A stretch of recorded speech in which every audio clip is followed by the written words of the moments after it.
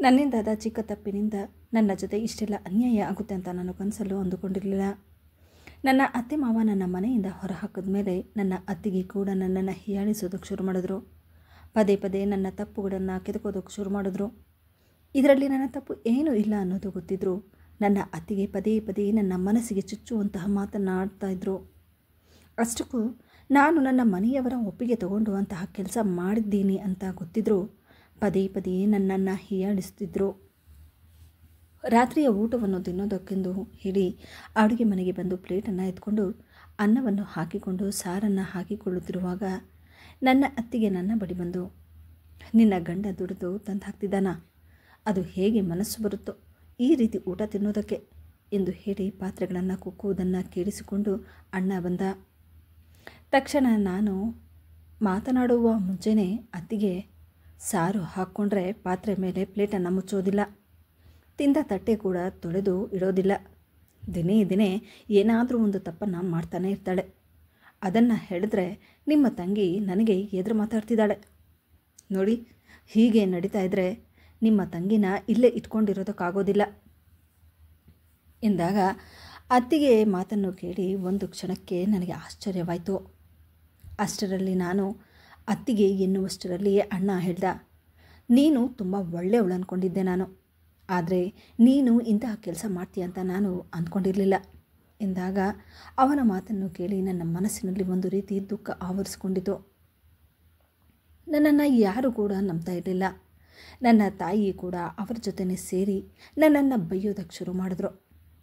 ನಿನ್ನ ಅತ್ತಿಗೆ ನಿನ್ನ ಬಗ್ಗೆ ಹೀಗೆಲ್ಲ ಮಾಡ್ತಿದ್ದಾಳೆ ಅಂತಂದರೆ ಎಲ್ಲೋ ಒಂದು ಕಡೆ ತಪ್ಪು ನೀನೇ ಮಾಡಿರಬಹುದು, ಯಾಕಿಂತ ಕೆಲಸಗಳು ಮಾಡ್ತೀಯಾ ಎಂದ ತಕ್ಷಣ ಅಡುಗೆ ಮನೆಯಿಂದ ಅತ್ತಿಗೆ ಕೋಪದಿಂದ ರೂಮಿಗೆ ಬಂದುಬಿಟ್ರು. ಇನ್ನು ಇದನ್ನೆಲ್ಲ ನೋಡಿದ ನನಗೆ ಇನ್ನಷ್ಟು ದುಃಖ ಹೆಚ್ಚಾಗಿ ನಾನು ಕೂಡ ರೂಮಿಗೆ ಬಂದುಬಿಟ್ಟೆ.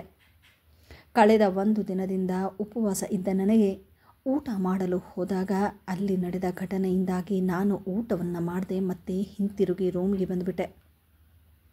ನನ್ನ ಮೇಲೆ ಎಂತಹ ದೊಡ್ಡ ಸಂಕಷ್ಟವಿತ್ತು ಅಂತಂದರೆ ಅದನ್ನು ನಾನು ಊಹಿಸೋದಕ್ಕೂ ಸಾಧ್ಯ ಆಗುತ್ತಿರಲಿಲ್ಲ. ಆದರೆ ಕೆಲವೊಮ್ಮೆ ನನಗೆ ಅನಿಸುತ್ತಿದ್ದು, ಇದನ್ನೆಲ್ಲ ಸಹಿಸಿಕೊಂಡು ಬರುತ್ತಿದ್ದ ನನ್ನ ಈ ತಾಳ್ಮೆ ಮುರಿದು ಹೋದರೆ ನಾನು ಪಡುತ್ತಿದ್ದ ಶ್ರಮವೆಲ್ಲ ವ್ಯರ್ಥ ಆಗುತ್ತೆ ಅನ್ನೋದು ನನಗೆ ಅರ್ಥ ಆಗ್ತಿತ್ತು. ರೂಮಿನಲ್ಲಿದ್ದ ನನ್ನ ಬಳಿ ನನ್ನ ಅತ್ತಿಗೆಯ ಮಗಳು ನನ್ನ ಹತ್ರ ಬರಲು ಓಡಿ ಬಂದಾಗ ಬಾಗಿಲಿಗೆ ತಲೆ ತಾಕಿದ ತಕ್ಷಣವೇ ಅವಳು ಕೆಳಗೆ ಬೀಳ್ತಾಳೆ.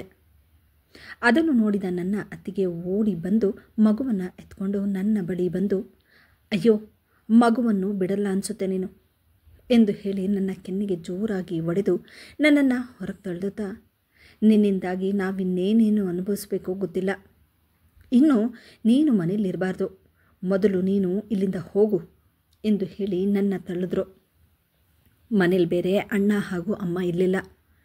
ನಾನು ಅತ್ತಿಗೆ, ಇಂತಹ ಸ್ಥಿತಿಯಲ್ಲಿ ನನ್ನನ್ನು ಮನೆಯಿಂದ ಹೊರಗೆ ಹಾಕಿದ್ರೆ ನಾನು ಎಲ್ಲಿಗೆ ಹೋಗಬೇಕು ಎಂದಾಗ ಅತ್ತಿಗೆ ಹೇಳಿದ್ರು, ನಿನ್ನ ಮನೆಗೆ ನೀನು ಹೋಗು, ನಿನ್ನ ಗಂಡ ಇದ್ದಾನೆ ಸಾಕ್ತಾನೆ ಎಂದಾಗ ಅತ್ತಿಗೆ, ಅವರು ಎಂತಹ ಪರಿಸ್ಥಿತಿಯಲ್ಲಿದ್ದಾರೆ ಅನ್ನೋದು ನಿಮಗೂ ಚೆನ್ನಾಗಿ ಗೊತ್ತು ಎಂದಾಗ ಅವರು ನನ್ನ ಮೇಲೆ ಕರುಣೆ ತೋರಿಸದೆ ಮನೆ ಬಾಗಿಲು ಹಾಕಿದ್ರು. ಕಳೆದ 1 ವರ್ಷದಿಂದ ನಾನು ಎಂತಹ ಪರಿಸ್ಥಿತಿಯಲ್ಲಿದ್ದೀನಿ ಅನ್ನೋದು ನನಗೆ ಮಾತ್ರ ಗೊತ್ತಿತ್ತು. ನನ್ನ ಮನಸ್ಸನ್ನು ಗಟ್ಟಿ ಮಾಡಿಕೊಂಡು ವಿಧಿ ಇಲ್ಲದೆ ನನ್ನ ಗಂಡನ ಬಳಿ ಹೋಗಲು ನಾನು ನಿರ್ಧಾರ ಮಾಡಿದೆ. ಕಳೆದ 1.5 ತಿಂಗಳಿನಿಂದ ನಾನು ನನ್ನ ಗಂಡನ ಮುಖವನ್ನು ಕೂಡ ನೋಡಿರಲಿಲ್ಲ. ಆದರೆ ನನ್ನ ಹತ್ರ ಅಲ್ಲಿವರೆಗೂ ಹೋಗುವುದಕ್ಕೂ 1 ರೂಪಾಯಿ ಕೂಡ ಇರಲಿಲ್ಲ. ಮುಂದೆ ನನಗೆ ಬೇರೆ ಏನು ದಾರಿ ತೋಚದೆ ನನಗೆ ಪರಿಚಯ ಇರೋ ಪಕ್ಕದ ಮನೆಯವರ ಬಳಿ ಹೋಗಿ ಸಾಲದ ರೀತಿಯಲ್ಲಿ ದುಡ್ಡನ್ನು ತೆಗೆದುಕೊಂಡು ಹೋಗೋಣ ಅಂದ್ಕೊಂಡು ಅವರ ಬಳಿ ಹೋಗಿ ಸಾಲ ಕೇಳಿದ್ದಕ್ಕೆ ಅಲ್ಲೂ ಅವರು ನನಗೆ ದುಡ್ಡು ಕೊಡೋದಕ್ಕೆ ಆಗೋಲ್ಲ ಅಂತ ಹೇಳಿಬಿಟ್ರು. ಯಾಕಂದರೆ ನಾನು ಯಾವ ಸ್ಥಿತಿಯಲ್ಲಿದ್ದೀನಿ, ನನಗೆ ಸಾಕುತ್ತಿರುವುದು ಅಣ್ಣ ಹಾಗೂ ಅತ್ತಿಗೆ ಅನ್ನೋದು ಕೂಡ ಅವರಿಗೂ ಗೊತ್ತಿತ್ತು. ಹಾಗಾಗಿ ಅವರು ನನಗೆ ದುಡ್ಡನ್ನು ಕೊಡೋದಕ್ಕೆ ನಿರಾಕರಿಸಿಬಿಟ್ರು. ಆದರೂ ನಾನು ಕಾಡಿ ಬೇಡಿ ಅವರ ಬಳಿ ಸಾಲದ ರೀತಿಯಲ್ಲಿ ದುಡ್ಡನ್ನು ತೆಗೆದುಕೊಂಡು ಸೀದಾ ಆಸ್ಪತ್ರೆಗೆ ಹೋದೆ. ನನ್ನನ್ನು ಆಸ್ಪತ್ರೆಯಲ್ಲಿ ನೋಡಿದ ಸಿಸ್ಟರ್ ಗಾಬರಿ ಪಡುತ್ತಾ ಇರುವುದನ್ನು ನೋಡಿದ ನಾನು, ಸಿಸ್ಟರ್, ಅದು ನಾನು ನನ್ನ ಗಂಡನನ್ನು ನೋಡಬೇಕು ಎಂದಾಗ ಅವರು ತೊದಲುತ್ತಾ, ನೀವು 1 ನಿಮಿಷ ಇಲ್ಲೇ ಕುಳಿತುಕೊಳ್ಳಿ, ನಾನು ಬರ್ತೀನಿ ಎಂದು ಹೇಳಿ ಆಕೆ ಒಳಗೋದ್ರು. ಹೊರಗಡೆ ನಾನು ಗಾಬರಿಯಿಂದ ಆಕೆಯನ್ನು ಕಾಯ್ತಾ ಕುಳಿತಿದ್ದೆ. ಅರ್ಧ ಗಂಟೆಗಳ ನಂತರ ನನ್ನ ಬಳಿ ನರ್ಸ್ ಬಂದು, ನೋಡಮ್ಮ, ನಿನ್ನ ಗಂಡ 10 ನಿಮಿಷದ ಹಿಂದೆಯೇ ಪ್ರಾಣ ಬಿಟ್ಟಿದ್ದಾರೆ ಎಂದ ತಕ್ಷಣ ಒಂದು ಕ್ಷಣಕ್ಕೆ ನಾನು ಅಲ್ಲೇ ಕುಸಿದು ಬಿದ್ದ ಹಾಗಾದರೆ ತಕ್ಷಣವೇ ನಾನು ಕಣ್ಣೀರು ಹಾಕುತ್ತಾ ನನ್ನ ಗಂಡನ ಬಳಿ ಹೋಗಿ ನೋಡಿದಾಗ ಅವರ ಮೇಲೆ ಬಿಳಿ ಬಟ್ಟೆ ಹಾಕಿರುವುದನ್ನು ನೋಡಿ ನನ್ನ ದುಃಖ ಇನ್ನಷ್ಟು ಹೆಚ್ಚಾಗಿ ನನ್ನ ಕಣ್ಣಲ್ಲಿ ಒಂದೇ ಸಮನೆ ಕಣ್ಣೀರು ಬರಲು ಶುರುವಾಯಿತು. ನನ್ನ ಜೀವನದಲ್ಲಿ ಸಮಸ್ಯೆಗಳು ಎಂದರೆ ಸುರಿಮಳೆ ಇದ್ದ ಹಾಗಿತ್ತು. ಒಂದರ ಮೇಲೆ ಒಂದು ಹೊಡೆತಗಳು ನನಗೆ ಬೀಳುತ್ತಲೇ ಇತ್ತು. ಹುಷಾರಾದ ಮೇಲೆ ಸಂತೋಷವಾಗಿ ನನ್ನ ಜೊತೆ ಜೀವನ ಮಾಡ್ತಾರಂದುಕೊಂಡಿದ್ದ ನನ್ನ ಗಂಡ ನನ್ನನ್ನು ಬಿಟ್ಟು ಹೋದರು ಅನ್ನೋ ವಿಷಯ ನನಗೆ ಸಹಿಸಲಾಗಲಿಲ್ಲ. ಏನೇ ಮಾಡಿದ್ರೂ ನನಗೆ ದುಃಖ ಮಾತ್ರ ತಡೆಯೋದಕ್ಕಾಗುತ್ತಿರಲಿಲ್ಲ. ನಾನು ಅಳುತ್ತಿರುವುದನ್ನು ನೋಡಿದ ನನ್ನ ಪಕ್ಕದಲ್ಲೇ ನಿಂತಿದ್ದ ಆ ಸಿಸ್ಟರ್ ಹೇಳಿದ್ರು, ನೋಡಮ್ಮ, ಈ ರೀತಿ ನೀನು ಅಳುವುದರಿಂದ ಅವರಿಗೂ ಕಷ್ಟ ಆಗುತ್ತೆ. ಮನುಷ್ಯ ಬದುಕೋದು ಸಾಯೋದಕ್ಕೆ. ನೀನು ಸ್ವಲ್ಪ ಸಮಾಧಾನದಿಂದ ಇರು ಎಂದಾಗ ಕೋಪದಿಂದ ನಾನು, ನನ್ನ ಗಂಡ ಸತ್ತಿಲ್ಲ, ನನ್ನ ಗಂಡ ಸತ್ತಿದನಂತ ಹೇಳಬೇಡಿ ರೀ, ಎದ್ದೊಳಿ, ನನ್ನನ್ನು ಒಬ್ಬಂಟಿ ಮಾಡಿ ಹೇಗೆ ಹೋಗೋದಕ್ಕಾಗುತ್ತೆ? ನೀವು ನಾನೊಬ್ಬಳೇ ಹೇಗೆ ಬದುಕೋದಕ್ಕಾಗುತ್ತೆ? ಜನ ಆಡೋ ಮಾತುಗಳನ್ನು ಕೇಳಿ ನನಗೆ ಸಾಕಾಗಿ ಹೋಗಿದೆ. ನೀವು ಹೊರಟೋದ್ರೆ ನಾನು ಹೇಗೆ ಜೀವನ ಮಾಡಬೇಕು? ಎದ್ದೋಳಿ ಎಂದು ಹೇಳಿ ನಾನು ಗೋಳಾಡಲು ಶುರು ಮಾಡಿದೆ. ಆದರೆ ಸ್ವಲ್ಪ ಸಮಯದ ನಂತರ ಅಲ್ಲಿ ನಡೆದ ಘಟನೆಯನ್ನು ನೋಡಿ ನಾನೇ ಬೆಚ್ಚು ಬಿದ್ದು ಹಾಗಾದೆ. ಚಿಕ್ಕ ವಯಸ್ಸಿನಿಂದಲೂ ನಾನು ತುಂಬ ಮೃದು ಸ್ವಭಾವದವಳಾಗಿದ್ದೆ. ಚಿಕ್ಕ ತಪ್ಪು ನಡೆದರೂ ಅದರಿಂದ ಭಯ ಪಡ್ತಿದ್ದೆ. ಎಷ್ಟೋ ಸಲ ಅಮ್ಮ ನನಗೆ ಹೇಳಿರೋದುಂಟು, ನೋಡಮ್ಮ ರೇವತಿ, ಜೀವನದಲ್ಲಿ ಏನೇ ಬಂದರೂ ಧೈರ್ಯದಿಂದ ಹೆದರೋಸೋದನ್ನು ಕಲಿ. ಇಷ್ಟು ಚಿಕ್ಕ ವಯಸ್ಸಿನಲ್ಲೇ ನೀನು ಇಷ್ಟೊಂದು ಭಯಪಟ್ಟರೆ ಹೇಗೆ ಹೇಳು ಎಂದು ಹೇಳಿ ಎಷ್ಟೋ ಸಲ ಅಮ್ಮ ನನ್ನನ್ನು ಸಮಾಧಾನ ಮಾಡಿರೋದುಂಟು. ಇನ್ನು ಬೆಳೀತಾ ಇದ್ದ ಹಾಗೆ ನನ್ನ ಓದು ಕೂಡ ಮುಗಿತಾ ಬಂತು. ನನ್ನ ಓದು ಮುಗಿದ ತಕ್ಷಣ ಅಣ್ಣ ಮದುವೆ ಮಾಡಿಕೊಳ್ಳುವ ನಿರ್ಧಾರವನ್ನು ಮಾಡಿ ಅವನು ಇಷ್ಟಪಟ್ಟಿರೋ ಹುಡುಗಿಯಾದ ಶ್ರೀಮಂತರ ಮನೆ ಸಂಬಂಧ ಅವನು ನೋಡಿದ್ದ. ಆದರೆ ಆ ಸಂಬಂಧ ನನ್ನ ತಂದೆಗೆ ಇಷ್ಟ ಇರಲಿಲ್ಲ. ಮೊದಲೇ ಶ್ರೀಮಂತರ ಮನೆ ಹುಡುಗಿ, ಅದರಲ್ಲೂ ಪೂಜೆ ಪುರಸ್ಕಾರ ಸಾಂಪ್ರದಾಯಿಕಗಳನ್ನು ಪಾಲಿಸದ ಸಂಬಂಧ ಅವರದಾಗಿತ್ತು. ಹಾಗಾಗಿ ನನ್ನ ತಂದೆ ಆ ಸಂಬಂಧ ಬೇಡ ಎಂದಿದ್ರು. ಆದರೆ ಅಣ್ಣನಿಗೆ ಪ್ರೀತಿಯ ಹುಚ್ಚು ತಗಲಿತ್ತು. ಅಣ್ಣ ಮಾತ್ರ ನಾನು ಮದುವೆಯಾದರೆ ಆ ಹುಡುಗಿಯನ್ನೇ ಆಗುತ್ತೀನಿ ಅನ್ನೋ ಹಠವನ್ನು ಹಿಡಿದ. ಇದರ ಮಧ್ಯೆ ಅಪ್ಪ, ನಾನು ಹೇಳಿದ ಹಾಗೆ ಕೇಳದೆ ಇದ್ದರೆ ನಿನಗೆ ಈ ಮನೆಯಲ್ಲಿ ಜಾಗ ಇಲ್ಲ ಎಂದು ಹೇಳಿ ಖಂಡಿತವಾಗಿ ಹೇಳಿಬಿಟ್ರು. ಇತ್ತ ಅಣ್ಣ ಕೂಡ ನಾನು ಮದುವೆಯಾದರೆ ಆ ಹುಡುಗಿನೇ ಆಗೋದು, ನೋಡಿ ಮನೆ ಬಿಟ್ಟು ಹೋಗಿ ಬದುಕೋದು ಹೇಗೆ ಅಂತ ನನಗೂ ಗೊತ್ತು ಎಂದಾಗ ಅವನ ಮಾತನ್ನು ಕೇಳಿ ನನಗೆ ಒಂದು ರೀತಿ ಆಶ್ಚರ್ಯವಾಗಲು ಶುರುವಾಯಿತು. ತಂದೆ ತಾಯಿ ಅನ್ನೋದು ಯೋಚನೆ ಮಾಡದೆ ಅವನ ಬಾಯಿಯಿಂದ ಇಂತಹ ಮಾತನ್ನು ಕೇಳಿ ನನಗೂ ಕೋಪ ಬರ್ತಿತ್ತು. ನನಗೆ ಈಗಲೂ ನೆನಪಿದೆ, ನನ್ನ ತಂದೆಗೆ ಮಗ ಎಂದರೆ ಎಲ್ಲಿಲ್ಲದ ಪ್ರಾಣ. ಅದರಲ್ಲೂ ಅವನು ಇಷ್ಟಪಟ್ಟಿದ್ದ ವಸ್ತುವನ್ನು ಇಲ್ಲ ಅಂದ ಹಾಗೆ ಅವನಿಗೆ ಕೊಡಿಸುತ್ತಿದ್ದರು. ಅವನ ಓದಿಗಾಗಿ ನನ್ನ ತಂದೆ ಹೆಸರಿನಲ್ಲಿದ್ದ ಒಂದು ಮನೆಯನ್ನು ಕೂಡ ಅವರು ಮಾರಿ ನನ್ನ ಅಣ್ಣನಿಗೆ ಓದನ್ನು ಓದಿಸಿದ್ರು ಅನ್ನೋದು ಕೂಡ ಮರೆತ ಅವನು. ಎಷ್ಟೋ ಸಲ ಅವನ ನಡವಳಿಕೆಯನ್ನು ನೋಡಿ ನಾನು ಕೂಡ ಬುದ್ಧಿ ಹೇಳಬೇಕನ್ನಿಸ್ತಿದ್ರು ನಾನು ಮುಂದೆ ಬರ್ತಿರಲಿಲ್ಲ. ಹೆತ್ತ ತಂದೆಯ ಮಾತನ್ನು ಕೇಳದೆ ಇರೋ ಇವನು ಇನ್ನು ನನ್ನ ಮಾತನ್ನು ಕೇಳುತ್ತಾನೆ ಅನ್ನೋದು ನನಗೆ ನೆನಪಾಗ್ತಿತ್ತು. ಇದೇ ಕಾರಣದಿಂದಾಗಿ ಅಣ್ಣ ಅಪ್ಪನ ಜೊತೆ ಮಾತಾಡೋದನ್ನು ಕೂಡ ನಿಲ್ಲಿಸಿಬಿಟ್ಟಿದ್ದ.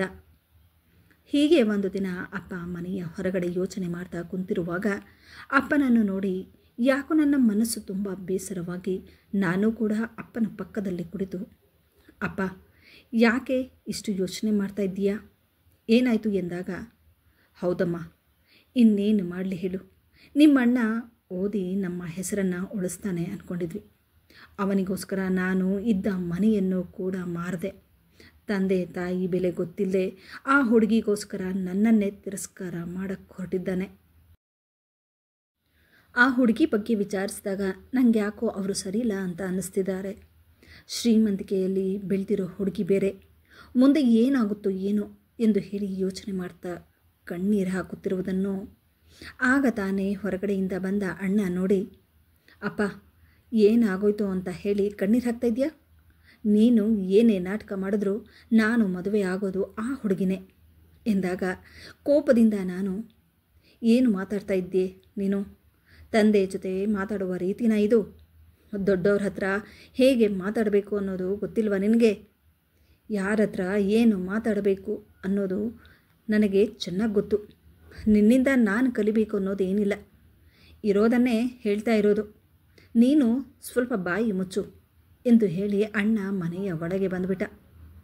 ದುಃಖದಿಂದ ಕುಳಿತಿದ್ದ ನನ್ನ ತಂದೆಗೆ ಅಣ್ಣನ ಆ ಮಾತುಗಳು ಇನ್ನಷ್ಟು ಮನಸ್ಸಿಗೆ ಚುಚ್ಚುವಂತಿತ್ತು. ನೋಡಮ್ಮ, ಅವನಿಷ್ಟದ ಪ್ರಕಾರನೇ ಎಲ್ಲ ನಡೀಲಿ, ಹೇಳಿಬಿಡು ಎಂದು ಹೇಳಿ ಮೌನದಿಂದ ಒಳಗೆ ಬಂದುಬಿಟ್ರು. ನನ್ನ ತಂದೆ ಪಡುತ್ತಿದ್ದ ದುಃಖವನ್ನು ನೋಡಿ ನಾನು ಕೂಡ ಏನು ಹೇಳಲಾಗದೆ ಮೌನವಾದೆ. ರಾತ್ರಿಯಾದ ಹಾಗೆ ಊಟಕ್ಕೆ ಕರೆಯಲೆಂದು ಅಪ್ಪನ ರೂಮಿನ ಬಳಿ ಬಂದಾಗ, ಅಮ್ಮ ನೋಡು, ಹೊಟ್ಟೆ ಹಸಿವಾದರೆ ಬಂದು ತಿಂತಾರೆ, ಸುಮ್ಮನಿರು. ಅಮ್ಮ ಏನಂತ ಮಾತಾಡ್ತಾ ಇದೆಯಾ ನೀನು? ಅವರು ನಿನಗೆ ಗಂಡ ಆಗಬೇಕು, ಅವರ ಬಗ್ಗೆ ನಿನಗೆ ಸ್ವಲ್ಪನೂ ಕಾಳಜಿನೇ ಇಲ್ಲ. ನೀನು ಸುಮ್ಮನೆ ಹೋಗು ಎಂದು ಹೇಳಿ ನನ್ನ ತಾಯಿ ಗುಣಗುತ್ತಾ ನನ್ನ ಅಣ್ಣ ಮಾಡಿದ್ದೇ ಸರಿ ಅನ್ನೋ ಹಾಗೆ ಮಾತಾಡಿದ್ರು. ನನ್ನನ್ನು ನನ್ನ ತಂದೆ ಬಿಟ್ಟರೆ ಬೇರೆ ಯಾರೂ ಅರ್ಥ ಮಾಡಿಕೊಳ್ಳುತ್ತಿರಲಿಲ್ಲ. ಬೆಳಗ್ಗೆ ಎದ್ದು ಕಾಫಿ ಕುಡಿದು ಅಪ್ಪ ಮತ್ತೆ ರೂಮಿಗೆ ಹೋದವರು ತಿಂಡಿ ತಿನ್ನಲು ಕರೆಯಲು ಹೋದಾಗ ಅವರನ್ನು ನೋಡಿ ನಾನು ಜೋರಾಗಿ ಕಿರ್ಚಿಬಿಟ್ಟೆ. ಅಲ್ಲಿಗಾಗಲೇ ಹೃದಯಾಘಾತದಿಂದ ಅಪ್ಪನ ಪ್ರಾಣ ಹೊರಟೋಗಿತ್ತು. ಇದನ್ನು ನೋಡಿದ ನನಗೆ ಅಪ್ಪ ಎಂದು ಹೇಳಿ ಕಣ್ಣೀರು ಹಾಕುತ್ತಾ ಗೋಳಾಡುತ್ತಿರುವುದನ್ನು ನೋಡಿ ಅಮ್ಮ ಓಡಿ ಬಂದರು, ಅಣ್ಣ ಓಡಿ ಬಂದ. ಆದರೆ ಇದ್ದಾಗ ಕೊಡದೇ ಇದ್ದ ಬೆಲೆ ಹೋದ ಮೇಲೆ ಕೊಟ್ಟರೆ ಏನು ಪ್ರಯೋಜನ ಅನ್ನೋ ಹಾಗೆ ಅಪ್ಪ ಅಣ್ಣನಿಗೋಸ್ಕರ ನಮ್ಮನ್ನು ಬಿಟ್ಟು ಹೋದರು ಅನ್ನೋದು ನನ್ನ ಮನಸ್ಸಿನಲ್ಲಿ ಹಚ್ಚು ಹೊಡೆದ ಹಾಗೆ ಉಳಿದುಬಿಟ್ಟಿತ್ತು. ನೆಂಟರು ಬಂದು ಬಳಗ ಎಲ್ಲ ಬಂದ ಮೇಲೆ ಅಪ್ಪನ ಕಾರ್ಯವನ್ನೆಲ್ಲ ಮುಗಿಸಿದ್ವಿ. ಕೆಲವು ತಿಂಗಳುಗಳು ನಮ್ಮ ಮನೆಯಲ್ಲಿ ಮೌನ ಆವರಿಸಿಕೊಂಡಿತು. ಕಾಲ ಕಳೆದ ಹಾಗೆ ಅಮ್ಮ ಕೂಡ ಸುಧಾರಿಸ್ತಾ ಬಂದರು. ಇನ್ನು ಅಣ್ಣ ಅಂತೂ ಅವನ ಮದುವೆಯ ಸಂಭ್ರಮದಲ್ಲಿ ತೊಡಗಿದ್ದ. ಅಮ್ಮ ನನ್ನ ಕರೆದುಕೊಂಡು ಕೊನೆಗೂ ಆ ಹುಡುಗಿ ಮನೆಗೆ ಹೋಗಿ ತನ್ನ ಮದುವೆಯ ಡೇಟನ್ನು ಕೂಡ ಫಿಕ್ಸ್ ಮಾಡಿ ಮನೆಗೆ ಬಂದ. ನಾನು ಎಷ್ಟೇ ಹೇಳಿದರೂ ಕೇಳದೆ, ಅಪ್ಪ ಹೋಗಿ ಇನ್ನೂ 1 ವರ್ಷನೂ ಆಗಲಿಲ್ಲ, ಇಷ್ಟು ಬೇಗ ಇಂತಹ ನಿರ್ಧಾರ ಮಾಡಬೇಡ ಎಂದರೂ ಕೇಳದೆ ಕೊನೆಗೂ ಅವನು ಇಷ್ಟಪಟ್ಟ ಹಾಗೆ ಆ ಹುಡುಗಿ ಜೊತೆ ಮದುವೆ ಕೂಡ ಆಗುತ್ತೆ. ಮನೆಗೆ ಸೊಸೆಯಾಗಿ ಬಂದ ಅತ್ತಿಗೆಗೆ ನನ್ನನ್ನು ನೋಡಿದ್ರೇ ಆಗದೆ ಇರುವಷ್ಟು ದ್ವೇಷ ಅವರ ಮನಸ್ಸಲ್ಲಿ ಹುಟ್ಕೊಂಡಿತ್ತು. ಯಾಕಂದರೆ ಅವರು ನಮ್ಮ ಮನೆಗೆ ಸೊಸೆಯಾಗಿ ಬರುವುದು ನನಗೂ ಕೂಡ ಇಷ್ಟ ಇಲ್ಲ ಅನ್ನೋದು ಅವರಿಗೆ ಗೊತ್ತಾಗಿತ್ತು. ಎಷ್ಟೋ ಅಡಚಣೆಗಳು ನಾನು ಮಾಡಿದೆ ಅನ್ನೋದು ಕೂಡ ಅವರಿಗೆ ಗೊತ್ತಾಗಿ ನನಗೋಸ್ಕರ ಅವರ ಮನಸ್ಸಿನಲ್ಲಿ ಒಂದು ರೀತಿಯ ದ್ವೇಷ ಹುಟ್ಟಿಕೊಂಡಿತು. ಈ ವಿಷಯ ನನಗೆ ಅಮ್ಮ ಹೇಳಿದಾಗ ಗೊತ್ತಾಯಿತು. ಆಗ ನಾನು, ಅಮ್ಮ ಹಾಗಾದರೆ ಇದೆಲ್ಲ ನೀನೇ ಹೇಳ್ದ ಅವರ ಹತ್ರ ಹೋಗಿ ಎಂದಾಗ, ನಾನೇನಕ್ಕೆ ಹೇಳಲಿ, ನಿನ್ನ ಅಣ್ಣನೇ ಎಲ್ಲ ಅವಳ ಹತ್ರ ಹೋಗಿ ಹೇಳ್ತಾನೆ ಎಂದಾಗ, ಎಲ್ಲೋ ಒಂದು ಕಡೆ ನನ್ನ ನೋಡಿದ್ರೆ ಅಣ್ಣನಿಗೂ ಆಗ್ತಿರಲಿಲ್ಲ. ಅವಶ್ಯಕತೆ ಇದ್ದಾಗ ಮಾತ್ರ ಅತ್ತಿಗೆ ನನ್ನ ಹತ್ರ ಮಾತಾಡ್ತಿದ್ರು. ಆದರೆ ಹೀಗೆ ಒಂದು ದಿನ ಅತ್ತಿಗೆ ರೂಮಲ್ಲಿದ್ದ ನನ್ನ ಬಳಿ ಬಂದಾಗ ನನಗೊಂದು ರೀತಿ ಆಶ್ಚರ್ಯವಾಯಿತು. ಯಾಕಂದರೆ ಅವರ ಮದುವೆಯಾದಾಗಿನಿಂದ ಇಲ್ಲಿಯವರೆಗೂ ಅವರು ಯಾವತ್ತೂ ನನ್ನ ಹತ್ರ ನಗುತ್ತಾ ಮಾತಾಡೋರಲ್ಲ. ಅಂತಹದ್ರಲ್ಲಿ ನಗು ಮುಖದಿಂದ ನನ್ನ ಬಳಿ ಬಂದು, ನೋಡು ರೇವತಿ, ನಾನು ನಿನ್ನ ಹತ್ರ ಸ್ವಲ್ಪ ಮಾತಾಡೋದಿದೆ. ನನಗೆ ಪರಿಚಯ ಇರುವ ಒಬ್ಬರ ಸಂಬಂಧ ನಿನಗೆ ಬಂದಿದೆ. ತುಂಬ ಒಳ್ಳೆ ಹುಡುಗ. ಆ ಹುಡುಗನ ಜೊತೆ ನಿನ್ನ ಮದುವೆ ಮಾಡೋಣ ಅಂತ ಅಂದ್ಕೊಂಡಿದ್ವಿ ಎಂದ ತಕ್ಷಣ ನಾನು, ಅತ್ತಿಗೆ ಇಂತಹ ನಿರ್ಧಾರ ತಗೊಳ್ಳೋದಕ್ಕಿಂತ ಮುಂಚೆ ನನಗೂ ಒಂದು ಮಾತು ಕೇಳಬೇಕು ಅನ್ನೋದು ಗೊತ್ತಿಲ್ವಾ ನಿಮಗೆ? ನಾನು ಇನ್ನೂ ಮದುವೆ ಮಾಡ್ಕೊಳ್ಳೋದಿಲ್ಲ. ಇನ್ನು ನಾನು ಸಾಧಿಸೋದು ತುಂಬ ಇದೆ. ನನ್ನ ಕಾಲ ಮೇಲೆ ನಾನು ನಿಲ್ಲಬೇಕು. ಇಷ್ಟು ಬೇಗ ನಾನು ಮದುವೆ ಮಾಡ್ಕೊಳ್ಳೋದಿಲ್ಲ ಎಂದ ತಕ್ಷಣ ನನ್ನ ಮಾತನ್ನು ಕೇಳಿ ಅತ್ತಿಗೆಗೆ ಎಲ್ಲಿಲ್ಲದ ಕೋಪ ಬಂದು, ನೋಡು, ಕಾಲ ಕೂಡು ಬಂದಾಗ ಮದುವೆಯಾದರೆ ನಿನಗೂ ಒಳ್ಳೆಯದು, ನಮಗೂ ಒಳ್ಳೆಯದು. ಎಷ್ಟು ದಿನ ಅಂತ ನಿಮ್ಮ ಅಣ್ಣನೂ ಇದನ್ನೆಲ್ಲ ಸಹಿಸಿಕೊಂಡು ಹೋಗಬೇಕಾಗುತ್ತೆ ಎಂದಾಗ, ಅತ್ತಿಗೆ ಅವರು ನಿಮಗೆ ಹೇಗೆ ಗಂಡನೋ ನನಗೂ ಅಣ್ಣ ಕೂಡ ಹೌದು. ಅವರ ಮೇಲೆ ತಂಗಿಯಾಗಿ ನನಗೂ ಹಕ್ಕಿದೆ. ನನ್ನ ಜವಾಬ್ದಾರಿನ ಅವರು ನೋಡದೆ ಬೇರೆ ಯಾರು ನೋಡ್ತಾರೆ ಹೇಳಿ ಎಂದ ತಕ್ಷಣ ಕೋಪದಿಂದ ಅತ್ತಿಗೆ ಎದ್ದು ಅಲ್ಲಿಂದ ಹೊರಬಂದರು. ಆದರೆ ಅದರ ಪರಿಣಾಮ ಇಷ್ಟು ಕೆಟ್ಟದಾಗಿ ಆಗುತ್ತೆ ಅಂತ ನಾನು ಕನಸಲ್ಲೂ ಅಂದುಕೊಂಡಿರಲಿಲ್ಲ ಅನಿಸುತ್ತೆ. ಸಂಜೆಯ ಹಾಗೆ ಅಣ್ಣ ನನ್ನ ರೂಮಿಗೆ ಬಂದು, ಎಷ್ಟು ದುರಹಂಕಾರ ನಿನಗೆ, ಬಂದಿರುವ ಸಂಬಂಧ ಬೇಡ ಅಂತ ಹೇಳೋದಕ್ಕೆ ನಾವು ಹೇಳಿದ ಹಾಗೆ ನೀನು ಕೇಳಬೇಕು. ಬರೋ ವಾರನೇ ನಿನ್ನ ಮದುವೆ ಫಿಕ್ಸ್ ಆಗಿದೆ, ನಾಳೆ ಹುಡುಗನ ಕಡೆಯವರು ಬರ್ತಿದ್ದಾರೆ ಎಂದು ಹೇಳಿ ಅಣ್ಣ ಹೊರಗಡೆ ಬಂದ. ಅಷ್ಟರಲ್ಲಿ ಅಮ್ಮ ನನ್ನ ಬಳಿ ಬಂದು, ಯಾಕೆ ಈ ರೀತಿ ಮಾಡ್ತಾಯಿದ್ಯಾ ನೀನು? ಅವನು ಹೇಳಿದ ಹಾಗೆ ಮದುವೆಗೆ ಒಪ್ಕೊ, ಇಲ್ಲದೇ ಇದ್ದರೆ ನಿನ್ನನ್ನು ಮನೆಯಿಂದ ಹೊರಗೆ ಹಾಕ್ತಾರೆ ಎಂದಾಗ ಆಶ್ಚರ್ಯದಿಂದ ನಾನು ಅಮ್ಮನ ಕಡೆ ನೋಡಿ, ಇದೇನಮ್ಮ, ಅವನು ಹೊರಗಡೆ ಹಾಕಿದ್ರೆ ನೀನು ಏನು ಹೇಳಲ್ವಾ? ನಾನೇನಮ್ಮ ಹೇಳಿ? ಅವನ ಹಂಗಲ್ಲಿ ನನ್ನ ಹೊಟ್ಟೆಪಾಡು ನಡೀತಾ ಇದೆ. ಅವನ ವಿರುದ್ಧ ಹೋಗಿ ನಾನು ಮಾತಾಡಿದರೆ ಪರಿಣಾಮ ಬೇರೆದಾಗುತ್ತೆ ಎಂದು ಹೇಳಿ ಅಮ್ಮ ಸುಮ್ಮನಾದರು. ವಿಧಿ ಇಲ್ಲದೆ ನಾನು ಕೂಡ ಮದುವೆಗೆ ಒಪ್ಕೊಂಡೆ. ಬೇರೆ ದಿನವೇ ನನ್ನನ್ನು ನೋಡಲು ಹುಡುಗನ ಕಡೆಯವರು ಬಂದರು. ನನ್ನನ್ನು ನೋಡಿದ ತಕ್ಷಣ ಹುಡುಗನ ತಾಯಿ ಒಪ್ಪಿಗೆ ಕೊಟ್ಟು, ನಮಗೆ ಹುಡುಗಿ ಒಪ್ಪಿಗೆ ಇದ್ದಾಳೆ, ನೀವು ಹೇಳಿದ ಹಾಗೆ ಮದುವೆಯಾದ ಮೇಲೆ ಅವಳು ಕೆಲಸಕ್ಕೆ ಹೋಗಲಿ, ಇದರಲ್ಲಿ ನಾವೇನು ಅಡೆತಡೆ ಮಾಡಲ್ಲ, ಮದುವೆ ಮಾಡಿಕೊಡಿ ಎಂದು ಹೇಳಿ ಅಣ್ಣನ ಬಳಿ ಹೇಳಿದ ಆ ಮಾತನ್ನು ಕೇಳಿ ನಾನು ಕಳೆದುಕೊಂಡಿದ್ದ ಆ ಭರವಸೆ ನನ್ನಲ್ಲಿ ಮತ್ತೆ ಉತ್ಸಾಹ ಬರಲು ಕಾರಣವಾಯಿತು. ಹಾಗಾಗಿ ನಾನು ತುಂಬ ಸಂತೋಷದಿಂದ ಈ ಮದುವೆ ಮಾಡಿಕೊಳ್ಳಲು ಒಪ್ಪಿಕೊಂಡೆ. ಅವರು ಕೂಡ ಓದಿರೋ ಜನ ನನ್ನನ್ನು ತುಂಬ ಪ್ರೀತಿಯಿಂದ ಮಾತಾಡಿಸಿದ್ರು. ನೋಡು, ನೀನು ನಮ್ಮ ಮನೆಗೆ ಮದುವೆಯಾಗಿ ಬಂದ ಮೇಲೆ ಯಾವುದೇ ರೀತಿ ಅಡೆತಡೆ ಇಲ್ಲದೆ ಸ್ವತಂತ್ರವಾಗಿರಬಹುದು ಎಂದು ಹೇಳಿ ಮುಂದಿನ 15 ದಿನದಲ್ಲಿ ಡೇಟನ್ನು ಫಿಕ್ಸ್ ಮಾಡೋಣ ಎಂದು ಹೇಳಿ ಅವರು ಅಲ್ಲಿಂದ ಹೊರಟೋದ್ರು.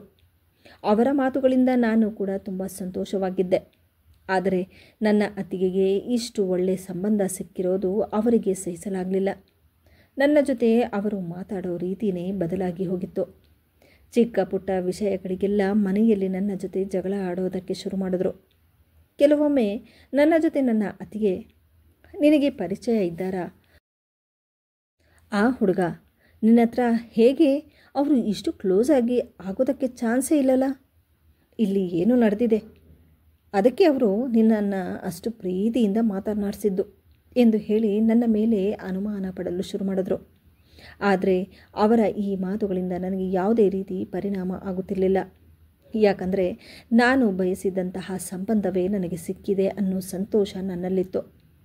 ಹೀಗೆ ಒಂದು ದಿನ ನಾನು ಅಣ್ಣನ ಬಳಿ ಹೋಗಿ, ಅಣ್ಣ, ಆದಷ್ಟು ಬೇಗ ಈ ಮದುವೆನ ಮಾಡಿಬಿಡು ಎನ್ನುವಷ್ಟರಲ್ಲಿ ಅತ್ತಿಗೆ, ಏನು ಕಾಲ ಬಂದ್ಬಿಡ್ತಪ್ಪ, ಹುಡುಗನಿಗಿಂತ ಹುಡುಗಿಗೆ ಅರ್ಜೆಂಟ್ ಜಾಸ್ತಿ ಆಗೋಗಿದೆ, ಹೆಣ್ಣು ಮಕ್ಕಳು ಹೇಗಿರಬೇಕು ಹಾಗಿದ್ರೇ ಮರ್ಯಾದೆ, ಹೀಗೆಲ್ಲ ಮಾತಾಡೋದಕ್ಕೆ ನಿನಗೆ ನಾಚಿಕೆ ಆಗೋದಿಲ್ವಾ ಎಂದಾಗ, ಅತ್ತಿಗೆ, ಇಷ್ಟು ದಿನದಿಂದ ಮದುವೆ ಮಾಡ್ಕೊ ಅಂತ ನನ್ನ ಹಿಂದೆ ಬಿದ್ದಿದ್ರಿ, ಈಗ ಸಂಬಂಧ ಕೂಡಿ ಬಂದಿದೆ ಅಂದಮೇಲೆ ಮದುವೆ ಮಾಡಿ ಅಂತಂದರೆ ನೀವೇ ಇಲ್ಲದೇ ಇರೋ ಮಾತನ್ನೆಲ್ಲ ಹೇಳ್ತಾ ನಾಟಕ ಆಡ್ತಾ ಇದ್ದೀರಲ್ಲ ಎಂದ ತಕ್ಷಣ, ನೋಡೋದೇನ್ರಿ ನಿಮ್ಮ ತಂಗಿ ಎಷ್ಟೆಲ್ಲ ಮಾತಾಡ್ತಿದ್ದಾಳೆ ಅಂತ ಹೇಳಿ, ಏನೋ ಬುದ್ಧಿ ಮಾತು ಹೇಳಿದ್ರೆ ನಮಗೆ ಹೇಗೆ ಮಾತಾಡ್ತಿದ್ದಾಳಂತ ಹೇಳಿ ಎಂದಾಗ ಪಕ್ಕದಲ್ಲಿದ್ದ ಅಣ್ಣ, ಆದಷ್ಟು ಬೇಗ ನಿನ್ನನ್ನು ಮದುವೆ ಮಾಡಿ ಕಳಿಸ್ಬೇಕು, ಇನ್ನು ನಾವು ನಿನ್ನನ್ನು ಸಹಿಸೋದಕ್ಕಾಗೋದಿಲ್ಲ ಎಂದು ಹೇಳಿ ಅಣ್ಣ ಅಲ್ಲಿಂದ ಹೊರಟೋದ.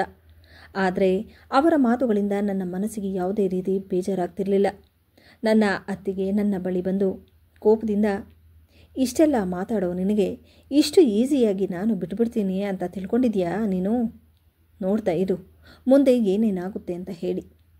ನೋಡೋಣ ಅತ್ತಿಗೆ, ನೀವೇನು ಮಾಡೋದಕ್ಕಾಗೋಲ್ಲ ಎಂದು ಹೇಳಿ ನಾನು ಸುಮ್ಮನಾದೆ. ಆದರೆ ಮದುವೆ ಹತ್ತಿರ ಬರುತ್ತಿದ್ದ ಹಾಗೆ ಒಂದು ದಿನ ನನ್ನ ಅತ್ತಿಗೆ ನನ್ನನ್ನು ಒಣಗ ಹಾಕಿದ ಬಟ್ಟೆಗಳನ್ನು ತರುವುದಕ್ಕಂತ ಹೇಳಿ ಮನೆ ಹೊರಗಡೆ ಕಳಿಸಿದ್ರು. ನಾನು ಬಟ್ಟೆಗಳನ್ನು ಎತ್ತುವಾಗ ಸಡನ್ನಾಗಿ ಒಬ್ಬ ಹುಡುಗ ಬಂದು ನನ್ನ ಮುಂದೆ ನಿಂತ. ಅವನನ್ನು ನೋಡಿ ನಾನು ಗಾಬರಿ ಪಡುತ್ತಾ, ಯಾರು ನೀನು, ಇದೇನು ಎಂದಾಗ, ಇದೇನು ರೇವತಿ, ಇಷ್ಟು ಬೇಗ ಮರ್ತೋದ ನೀನು ತಾನೇ ಇಲ್ಲಿಗೆ ಬರೋದಕ್ಕೆ ಹೇಳಿದ್ದು, ಈಗ ನೋಡಿದ್ರೆ ಯಾರು ನೀನು ಅಂತ ಹೇಳ್ತಿದೀಯಾ ಎಂದ. ಅಷ್ಟರಲ್ಲಿ ಒಳಗಿದ್ದ ನನ್ನ ಅತ್ತಿಗೆ ಹೊರಗಡೆ ಬಂದು, ಓಹೋ ಏನಿದು, ಎಷ್ಟು ದಿನದಿಂದ ನಡೀತಾ ಇದೆ ಇದೆಲ್ಲ ಎನ್ನುವಷ್ಟರಲ್ಲಿ ಅಣ್ಣ ಬಂದ. ಅಷ್ಟರಲ್ಲಿ ಆ ಹುಡುಗ, ರೇವತಿ ಭಯ ಬೀಳ್ಬೇಡ, ನಾನಿದ್ದೀನಿ, ಧೈರ್ಯದಿಂದ ಹೇಳು, ನಾನು ನಿನ್ನನ್ನು ಇಷ್ಟಪಡ್ತಿದ್ದೀನಿ ಅಂತ ಹೇಳಿ. ಯಾರು ನನಗೆ ನೀನು ಯಾರು ಅಂತಾನೇ ಗೊತ್ತಿಲ್ಲ.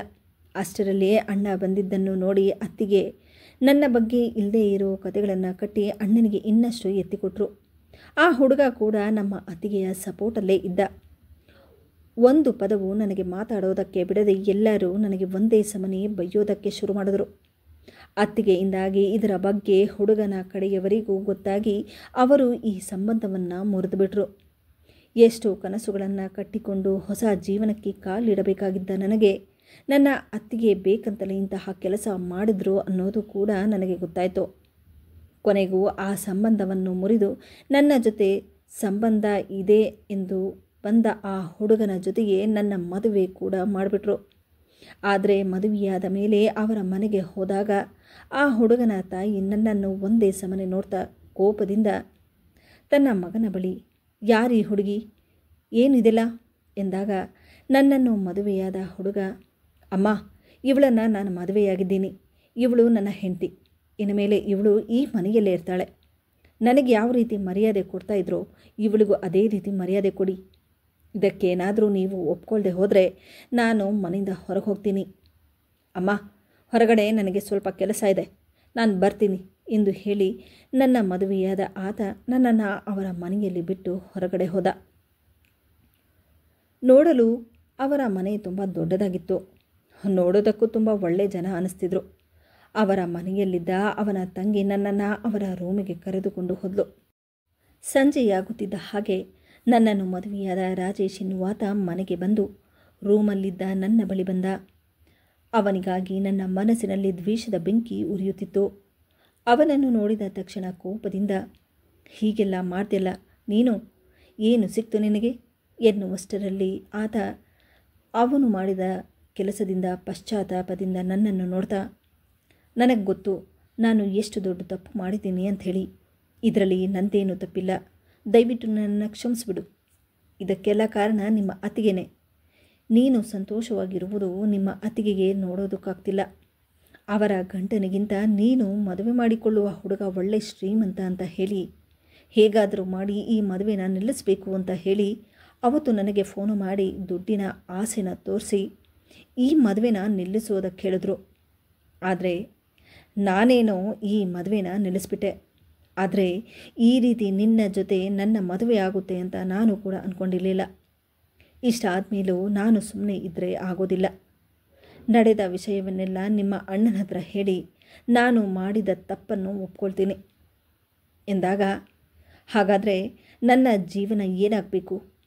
ನೀವು ಮಾಡಿದ ಕೆಲಸಕ್ಕೆ ನನ್ನ ಜೀವನ ಹಾಳಾಯ್ತಲ್ಲ ಎಂದಾಗ, ನಾನು ತಪ್ಪು ಮಾಡಿದ್ದೇನೆ ಅನ್ನೋದು ಗೊತ್ತು, ಹಾಗಂತ ಹೇಳಿ ನಿನಗೆ ಅನ್ಯಾಯ ಆಗೋದಕ್ಕೆ ನಾನು ಬಿಡಲ್ಲ ಎಂದು ಹೇಳಿ ನನಗೆ ಸಮಾಧಾನ ಮಾಡ್ದ.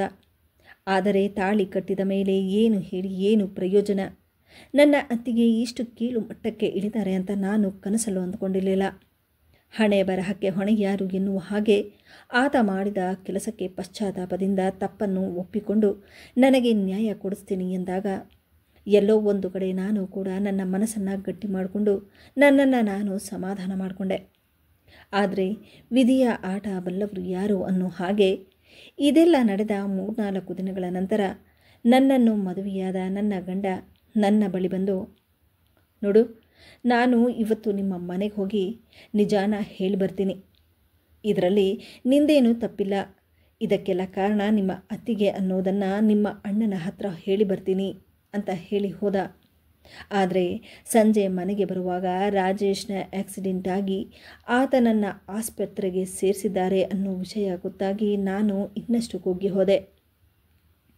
ತಕ್ಷಣವೇ ನಾನು ಆಸ್ಪತ್ರೆಗೆ ಹೋಗಿ ನೋಡಿದಾಗ ರಾಜೇಶ್ಗೆ ತಲೆಗೆ ವಿಪರೀತ ಏಟಾಗಿ ಕೋಮಾದಲ್ಲಿ ಹೋಗಿರೋದು ನನಗೆ ಗೊತ್ತಾಯಿತು. ಮುಂದೆ ನನಗೆ ಏನು ಮಾಡಬೇಕು ಅನ್ನೋದು ಗೊತ್ತಾಗದೆ ಸೀದಾ ನಾನು ಅತ್ತೆ ಮನೆಗೆ ಬಂದೆ. ಆದರೆ ಅಲ್ಲಿ ಅತ್ತೆ ಮಾವ ನನ್ನ ಮನೆಗೆ ಸೇರಿಸಲಿಲ್ಲ. ನಿನ್ನಿಂದಾಗಿ ಇವತ್ತು ನನ್ನ ಮಗನಿಗೆ ಈ ಸ್ಥಿತಿ ಬಂದಿದೆ. ನಿನ್ನ ಕಾಲ್ಗುಣ ಸರಿಯಿಲ್ಲ, ಮೊದಲು ಈ ಮನೆಯಿಂದ ಹೊರಗೆ ಹೋಗು ಎಂದು ಹೇಳಿ ನನ್ನನ್ನು ಮನೆಯಿಂದ ಹೊರಗೆ ಹಾಕಿದ್ರು. ವಿಧಿ ಇಲ್ಲದೆ ಕಣ್ಣೀರು ಹಾಕುತ್ತಾ ದುಃಖದಿಂದ ನಾನು ನನ್ನ ಅಣ್ಣನ ಮನೆಗೆ ಬಂದೆ. ನಾನಿದ್ದ ಪರಿಸ್ಥಿತಿಯನ್ನು ನೋಡಿ ಅತ್ತಿಗೆಗೆ ಎಲ್ಲೋ ಒಂದು ಕಡೆ ಸಂತೋಷ ಆಗ್ತಿತ್ತು. ಅಮ್ಮ ಹಾಗೂ ಅಣ್ಣ ನನ್ನನ್ನು ಅಲ್ಲೇ ಇಟ್ಕೊಂಡ್ರು. ಆದರೆ ದಿನೇ ದಿನೇ ಅತ್ತಿಗೆ ನನ್ನ ಬಳಿ ಒಂದಲ್ಲ ಒಂದು ವಿಷಯಕ್ಕೆ ಮನೆಯಲ್ಲಿ ಜಗಳ ಆಡ್ತಾನೆ ಇರ್ತಿದ್ರು. ಮನೆಯ ಎಲ್ಲ ಕೆಲಸವನ್ನು ನಾನೇ ಮಾಡ್ತಿದ್ದೆ. ಆದರೂ ತಿನ್ನೋ ಊಟಕ್ಕೂ ಕೂಡ ಅತ್ತಿಗೆ ಒಂದಲ್ಲ ಒಂದು ರೀತಿಯ ಮಾತುಗಳನ್ನು ಆಡ್ತಾನೆ ಬರ್ತಿದ್ರು. ಹೀಗೆ 1 ವರ್ಷ ನಾನು ಪಟ್ಟ ಕಷ್ಟ ನನಗೆ ಮಾತ್ರ ಗೊತ್ತು. ಕೊನೆಗೂ ಅತ್ತಿಗೆ ನನ್ನನ್ನು ಅಂದು ಮನೆಯಿಂದ ಹೊರಹಾಕಿದ್ರು. ಕಷ್ಟಪಟ್ಟು ಸಾಲ ಮಾಡಿ ಆಸ್ಪತ್ರೆಗೆ ಹೋದ ನನಗೆ ಕೋಮದಲ್ಲಿದ್ದ ನನ್ನ ಗಂಡ ಪ್ರಾಣ ಬಿಟ್ಟಿರೋ ವಿಷಯ ಗೊತ್ತಾಗಿ ಒಂದು ಕ್ಷಣಕ್ಕೆ ನಾನು ಕುಸಿದು ಬಿದ್ದ ಹಾಗಾದೆ. ಅದೇ ಸಮಯಕ್ಕೆ ನನ್ನ ಮದುವೆ ಯಾರ ಜೊತೆ ನಿಶ್ಚಯವಾಗಿತ್ತು ಆ ಹುಡುಗ ಕೂಡ ಬಂದ. ಆತನನ್ನು ನೋಡಿ ನನಗೂ ಗಾಬರಿಯಾಯಿತು. ಆ ಸಮಯಕ್ಕೆ ಆತ ನನ್ನನ್ನು ಸಮಾಧಾನ ಮಾಡ್ತಾ, ನೋಡು ರೇವತಿ, ಇಂತಹ ಸಮಯದಲ್ಲಿ ನನ್ನನ್ನು ಇಲ್ಲಿ ನೋಡಿ ನಿನಗೆ ಆಶ್ಚರ್ಯ ಆಗಬಹುದು. ಆದರೆ ಇವತ್ತು ನಾನಿಲ್ಲಿರೋದಕ್ಕೆ ಕಾರಣನೇ ರಾಜೇಶ್. ನಿನ್ನ ಜೊತೆ ಎಷ್ಟು ದೊಡ್ಡ ತಪ್ಪಾಗಿದೆ ಅನ್ನೋದನ್ನು ಅವತ್ತು ನಿನ್ನ ಮದುವೆಯಾದ 3-4 ದಿನದ ನಂತರ ರಾಜೇಶ್ ನಮ್ಮ ಮನೆಗೆ ಬಂದು ನಡೆದ ವಿಷಯವನ್ನೆಲ್ಲ ಹೇಳಿ ಅವನು ಮಾಡಿರೋ ತಪ್ಪನ್ನು ಒಪ್ಕೊಂಡು ನಿಂದೇನು ತಪ್ಪಿಲ್ಲ ಅಂತ ಹೇಳಿ ಮನೆಗೆ ಬರುವಾಗ ಈ ರೀತಿ ಆಕ್ಸಿಡೆಂಟ್ ಆಗಿ ಆಗ್ನಿಂದ ಈಗಿನವರೆಗೂ ಅವನು ಕೋಮಾದಲ್ಲಿ ಹೋಗಿದ್ದ. ಆದರೆ ಇವತ್ತು ಹೀಗಾಗಿದೆ. ಅವನ ಆಕ್ಸಿಡೆಂಟ್ ಆದಾಗಿನಿಂದ ನಾನು ಕೂಡ ಅವನ ಹತ್ರ ಬಂದು ಹೋಗ್ತಿದ್ದೀನಿ. ಎಲ್ಲೋ ಒಂದು ಕಡೆ ತಪ್ಪನ್ನು ನಾವು ಮಾಡಿದ್ದೀವಿ. ಸರಿ ತಪ್ಪನ್ನು ಪರಿಶೀಲನೆ ಮಾಡ್ದಿರಾ ನಿಮ್ಮ ಅತ್ತಿಗೆ ಹೇಳಿದ ಹಾಗೆ ಈ ಮದುವೆನ ಕ್ಯಾನ್ಸಲ್ ಮಾಡಿಬಿಟ್ವಿ. ಆದರೆ ಇದಕ್ಕೆ ಪಶ್ಚಾತ್ತಾಪವಾಗಿ ನಾನು ಮದುವೆ ಕೂಡ ಆಗಲಿಲ್ಲ. ಬಹುಶಃ ಆ ದೇವರು ಕೂಡ ಅದನ್ನೇ ಬಯಸುತ್ತಿದ್ದ ಅನಿಸುತ್ತೆ ಎನ್ನುವಷ್ಟರಲ್ಲಿ ರಾಜೇಶ್ನ ಮನೆಯವರು ಬಂದು ರಾಜೇಶ್ನ ಮುಂದಿನ ಕಾರ್ಯ ಮಾಡೋದಕ್ಕೆ ಶುರು ಮಾಡಿದ್ರು. ಕಾರ್ಯ ಎಲ್ಲ ಮುಗಿದ ನಂತರ ನನ್ನನ್ನು ಮದುವೆಯಾಗಬೇಕಿದ್ದ ಆ ಹುಡುಗ ನನ್ನ ಬಳಿ ಬಂದು, ನೋಡು ರೇವತಿ, ಆಗೋದಾಗೋಯ್ತು. ಆಗೋದನ್ನು ಯಾರೂ ತಡೆಯೋದಕ್ಕಾಗೋಲ್ಲ. ನಾನೀಗಲೂ ನಿನ್ನನ್ನು ಇಷ್ಟಪಡ್ತಿದ್ದೀನಿ. ನಿನ್ನ ಜೊತೆ ಆದ ಅನ್ಯಾಯ ನಮಗೆಲ್ಲ ಗೊತ್ತಾದ ಮೇಲೆ ನಿಂದೇನು ತಪ್ಪಿಲ್ಲ ಅಂತ ಹೇಳಿ ನಮಗೂ ಅರ್ಥ ಆಗಿದೆ. ಅವತ್ತು ನಾವು ದುಡುಕಬಾರ್ದಾಗಿತ್ತು. ಈಗ ನೀನು ಎಂಥ ಪರಿಸ್ಥಿತಿಯಲ್ಲಿದೆಯಾ ಅನ್ನೋದು ಕೂಡ ನನಗೆ ಚೆನ್ನಾಗಿ ಗೊತ್ತು. ಅಮ್ಮ ಕೂಡ ನಿನ್ನನ್ನು ಸೊಸೆಯಾಗಿ ಒಪ್ಕೊಂಡಿದ್ದಾರೆ. ಈಗಲೂ ಕಾಲ ಮಿಂಚಿಲ್ಲ, ಬಾ ಮನೆಗೆ ಹೋಗೋಣ ಎಂದು ಹೇಳಿ ನನ್ನನ್ನು ಅವರ ಮನೆಗೆ ಕರೆದುಕೊಂಡು ಹೋದರು. ಇನ್ನು ನಾನಿದ್ದ ಪರಿಸ್ಥಿತಿಯಲ್ಲಿ ಎಲ್ಲರೂ ನನ್ನನ್ನು ಕೈ ಬಿಟ್ಟ ಮೇಲೂ ನನ್ನನ್ನು ಅಂದು ಮದುವೆಯಾಗಬೇಕೆಂದು ಹೇಳಿ ಬಂದಾತ ನನ್ನನ್ನು ಸ್ವೀಕಾರ ಮಾಡಿದ್ರು ಅನ್ನೋ ಸಮಾಧಾನ ಅಂತೂ ನನ್ನಲ್ಲಿತ್ತು. ಅವರ ಮನೆಗೆ ಹೋದ ಮೇಲೆ ಅವರ ತಾಯಿ ಕೂಡ ನನ್ನನ್ನು ಸ್ವೀಕಾರ ಮಾಡಿ ಆತನ ಜೊತೆ ನನ್ನ ಮದುವೆ ಕೂಡ ಮಾಡಿದ್ರು. ಇನ್ನು ಮದುವೆಯಾದ ಮೇಲೆ ನಾನಂದುಕೊಂಡ ಹಾಗೆ ಒಳ್ಳೆಯ ಕಂಪನಿಯೊಂದರಲ್ಲಿ ಕೆಲಸಕ್ಕೆ ಹೋಗಲು ಕೂಡ ನಾನು ಶುರು ಮಾಡಿದೆ. ಕೆಲವು ತಿಂಗಳುಗಳ ನಂತರ ನನ್ನ ಅತ್ತಿಗೆಗೆ ಲಕ್ವ ಹೊಡೆದಿರೋ ವಿಷಯ ಗೊತ್ತಾಯಿತು. ಇದರಿಂದಾಗಿ ಅಣ್ಣ ಬೇರೆ ಮದುವೆ ಮಾಡಿಕೊಂಡಿದ್ದಾನೆ ಅನ್ನುವ ವಿಷಯ ಕೂಡ ಗೊತ್ತಾಯಿತು. ಜೀವನ ಪೂರ್ತಿ ಅತ್ತಿಗೆ ನನ್ನ ಜೊತೆ ಮಾಡಿದ ಕೆಲಸಕ್ಕೆ ಕೊರಗುವಂತಹ ಶಿಕ್ಷೆ ಆ ದೇವರು ಕೊಟ್ಟಿದ್ದಾನೆ ಅನ್ನೋದು ಎತ್ತಿ ಕಾಣಿಸುತ್ತಿತ್ತು. ಈ ವಿಡಿಯೋದಿಂದ ನಿಮಗೇನಾದರೂ ಉಪಯೋಗವಾದಲ್ಲಿ ವಿಡಿಯೋಗೆ ಒಂದು ಲೈಕ್ ಮಾಡಿ, ಆದಷ್ಟು ವಿಡಿಯೋಸನ್ನು ಶೇರ್ ಮಾಡಿ, ನನ್ನ ಚಾನಲನ್ನು ಸಬ್ಸ್ಕ್ರೈಬ್ ಮಾಡುವುದನ್ನು ಮರೆಯಬೇಡಿ.